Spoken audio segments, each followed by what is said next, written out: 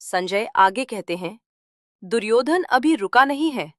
यह है छठा श्लोक।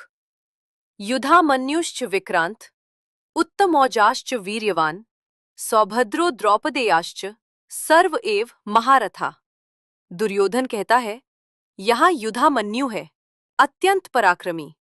उत्तमौजा है, महान बलशाली। अभिमन्यु है, सुभद्रा का पुत्र। और द्रौपदी के सभी पुत्र भी यहाँ हैं। ये सभी के सभी महारथी हैं। ये पंक्ति बहुत कुछ कह जाती है।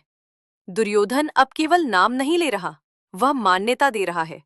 वह स्वीकार कर रहा है कि उसके सामने खड़े योद्धा साधारण नहीं हैं। वे प्रशिक्षित हैं, समर्पित हैं और पूरी तरह तैयार हैं। यहाँ एक गहरी बात समझने योग्य है। जब भय बढ़ता है तो मन सच्चाई को स्वीकार करने लगता है, चाहे अनचाहे ही क्यों ना हो। दुर्योधन के शब्दों में शक्ति की स्वीकृति है, लेकिन उसके भीतर शांति नहीं है, क्योंकि उसकी लड़ाई बाहर से नहीं, अंदर से कमजोर आधार पर टिकी हुई है। इसके विपरीत पांडवों की शक्ति केवल अस्त्रों में नहीं, बल्कि धर्म, त्याग और एकता में है।